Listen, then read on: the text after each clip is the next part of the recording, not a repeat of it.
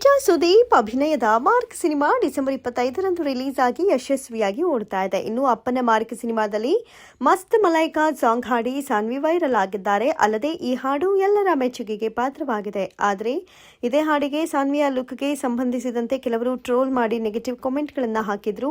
ಇನ್ನು ಈ ಬಗ್ಗೆ ಇತ್ತೀಚೆಗೆ ನಡೆದ ಮಾರ್ಕ್ ಪ್ರೆಸ್ ಮೀಟ್ನಲ್ಲೇ ಕಿಚ್ಚ ಸುದೀಪ್ ಅವರ ಬಳಿಯೂ ಕೇಳಲಾಗಿದೆ. ಇದೆಲ್ಲದಕ್ಕೂ ಸಾನ್ವಿ ಇದೀಗ ಮುಟ್ಟಿ ನೋಡಿಕೊಳ್ಳುವಂತಹ ರಿಪ್ಲೈ ಕೊಟ್ಟಿದ್ದಾರೆ.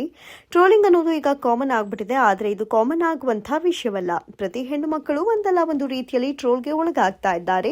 ಹೆಚ್ಚಾಗಿ ಸೆಲೆಬ್ರಿಟಿಗಳಿಗೂ ಈ ಕಾಟ ತಪ್ಪಿದ್ದಲ್ಲ. ಈ ಹಿಂದೆಯೂ ಸಾನ್ವಿ ಸುದೀಪ್ ಅವರಿಗೆ ಬಾಡಿ ಶೇಮಿಂಗ್ ಮಾಡಿ ನೆಗೆಟಿವ್ ಕಾಮೆಂಟ್ಗಳನ್ನು ಹಾಕಿ ಟ್ರೋಲ್ ಮಾಡಲಾಗ್ತಾ ಇತ್ತು. ಇದು ಈಗಲೂ ಮುಂದುವರೆದಿದೆ. ಇತ್ತೀಚೆಗೆ ಮಾರ್ಕ್ ಸಿನಿಮಾ ನೋಡಲು ಸಾನ್ವಿ ಥಿಯೇಟರ್ಗೆ ಬಂದಿದ್ರು. ಆ ವಿಡಿಯೋಗಳನ್ನು ಇಟ್ಕೊಂಡು ಅವರ ಸೋಷಿಯಲ್ ಮೀಡಿಯಾದಲ್ಲಿ ಕೆಲ ಕಿಡಿಗೇಡಿಗಳು ಟ್ರೋಲ್ ಹಾಗೂ ಕೆಟ್ಟ ಕಾಮೆಂಟ್ಸ್ಗಳನ್ನು ಮಾಡಿದ್ದಾರೆ.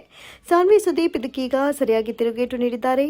ತಮ್ಮ ಇನ್ಸ್ಟಾಗ್ರಾಮ್ ಸ್ಟೋರಿಯಲ್ಲಿ ಸಾನ್ವಿ ಸುದೀಪ್ ತಮ್ಮನ್ನ ಟ್ರೋಲ್ ಮಾಡುವವರಿಗೆ ಬಾಡಿ ಶೇಮಿಂಗ್ ಮಾಡುವವರಿಗೆ ಅದರ ಬಗ್ಗೆ ಚರ್ಚೆ ಮಾಡುವವರಿಗೂ ಸರಿಯಾಗಿ ರಿಯಾಕ್ಟ್ ಮಾಡಿದ್ದಾರೆ.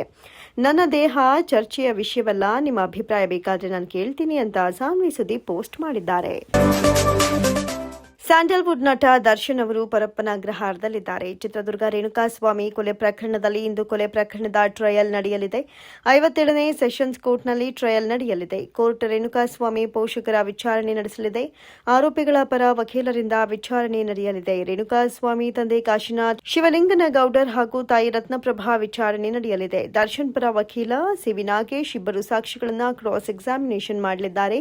ಪವಿತ್ರ ಗೌಡ ಪರ ವಕೀಲ ಬಾಲನ್ ಅವರಿಂದ ವಾದ ನಡೆಯಲಿದೆ. ಪ್ರಕರಣದ 7 ಮತ್ತು 8ನೇ ಸಾಕ್ಷಿಯಾಗಿರುವ ರೇಣುಕಾಸ್ವಾಮಿ ತಂದೆ ತಾಯಿ ವಿಚಾರಣೆ ಇಂದು ನಡೆಯಲಿದೆ.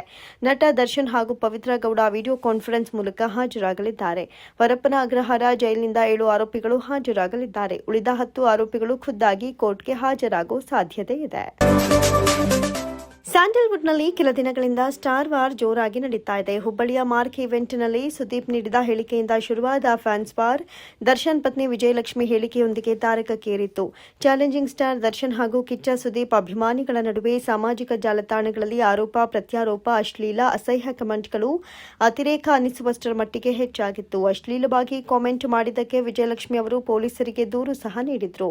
ಕೆಟ್ಟ ಕಾಮೆಂಟ್ಗಳ ಸ್ಕ್ರೀನ್ಶಾಟ್ ಹಂಚಿಕೊಂಡಿದ್ದ ದರ್ಶನ್ ಪತ್ನಿ ಕ್ಲಾಸ್ ಫ್ಯಾನ್ಸ್ಗೆ ಇದು ಎಚ್ಚರಿಕೆಯ ಸಂದೇಶ ಅಂತ ಪೋಸ್ಟ್ ಹಂಚಿಕೊಂಡಿದ್ರು.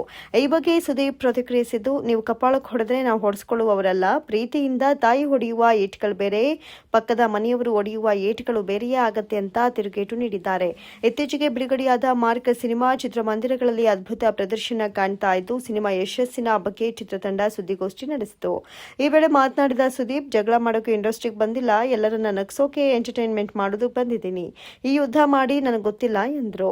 ಸಾಮಾಜಿಕ ಜಾಲತಾಣಗಳಲ್ಲಿ ಹರಿದಾಡ್ತಾ ಇರುವ ಪೋಸ್ಟ್ಗಳ ಬಗ್ಗೆ ಮಾತನಾಡಿದ ಅವರು, ಇವುಗಳನ್ನ ಯಾರಾದರೂ ಫೇಕ್ ಐಡಿ ಮೂಲಕ ಮಾಡಿರಬಹುದು.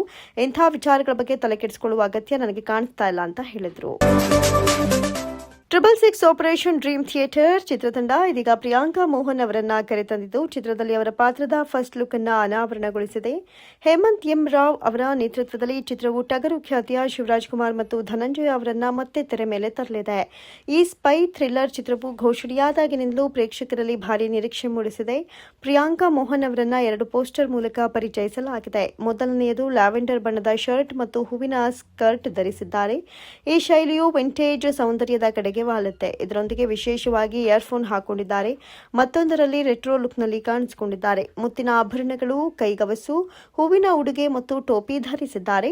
ಈ ಚಿತ್ರವು ಕಥೆ ಬಗ್ಗೆ ಯಾವುದೇ ಸುಳಿವು ಲಭ್ಯವಿಲ್ಲದಿದ್ರೂ ಕ್ಲಾಸಿಕ್ ಶೈಲಿಯು ಹಳೆಯ ಪ್ರಪಂಚದ ಸಿನಿಮಾವನ್ನ ನೆನಪಿಸಿದೆ.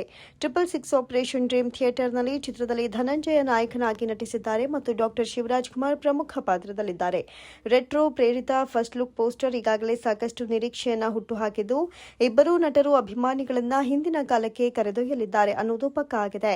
ಜನವರಿಯಲ್ಲಿ ಚಿತ್ರದ ವಿಶೇಷ ವಿಡಿಯೋವನ್ನು ಅನಾವರಣಗೊಳಿಸಲಾಗುತ್ತೆ ಅಂತ ಚಿತ್ರತಂಡ ಘೋಷಿಸಿದೆ.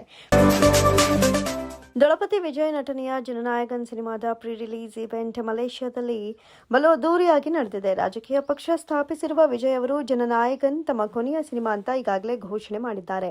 ನಿನ್ನೆ ನಡೆದ ಕಾರ್ಯಕ್ರಮವೂ ಸಹ ಒಂದು ರೀತಿ ವಿಜಯ್ ಅವರಿಗೆ ಚಿತ್ರರಂಗದಿಂದ ವಿದಾಯ ಕೊಡುವಂತೆಯೇ ಇತ್ತು. ತಮಿಳಿನ ಖ್ಯಾತ ಯುವ ನಿರ್ದೇಶಕರುಗಳಾದ ಅಟ್ಲಿ, ಲೋಕೇಶ್ ಕನಗರಾಜ್ ಇನ್ನೂ ಕೆಲವರು ಕಾರ್ಯಕ್ರಮದಲ್ಲಿ ಹಾಜರಿದ್ದು ವಿಜಯ್ ಅವರನ್ನ ಕೊಂಡಾಡಿದ್ರು. ಕೊನೆಯಲ್ಲಿ ವಿಜಯ್ ಸಹ ತುಸು ಭಾವುಕವಾಗಿ ಅಭಿಮಾನಿಗಳನ್ನು ಉದ್ದೇಶಿಸಿ ಮಾತನಾಡಿದ್ದಾರೆ. ಜನನಾಯಕನ್ ನನ್ನ ಕೊನೆಯ ಸಿನಿಮಾ, ಇದನ್ನ ಹೇಳೋದೇ ನನಗೆ ಸ್ವಲ್ಪ ಕಷ್ಟವಾಗ್ತಾ ಇದೆ, ಆದರೆ ಬೇರೆ ಆಯ್ಕೆ ಇಲ್ಲ ಎಂದಿದ್ದಾರೆ ವಿಜಯ್. ಅಭಿಮಾನಿಗಳು ಕೇಳ್ತಿದ್ದಾರೆ, ನೀವು ಯಾಕೆ ಸಿನಿಮಾ ಬಿಟ್ಟು ಹೋಗ್ತಿದ್ದೀರಿ ಅಂತ. ನಾನು ಬೀಚ್ ಬದಿ ಸಣ್ಣ ಮನೆ ಕಟ್ಕೊಳ್ಳೋಣ ಎಂದುಕೊಂಡೆ, ಆದರೆ ಅಭಿಮಾನಿಗಳು ದೊಡ್ಡ ಕೋಟೆಯನ್ನೇ ಕಟ್ಟಿಕೊಟ್ಟಿದ್ದೀರಿ.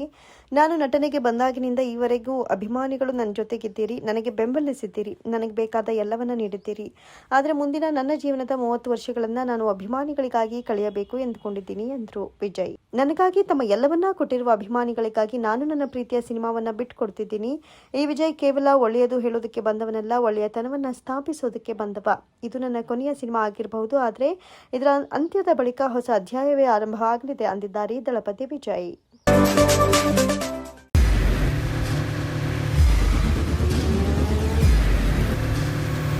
ಪ್ರಜಾಮಾರ್ಗ ನ್ಯೂಸ್, ಇದು ಜನಸಾಮಾನ್ಯರ ಧ್ವನಿ. ನಮಸ್ಕಾರ.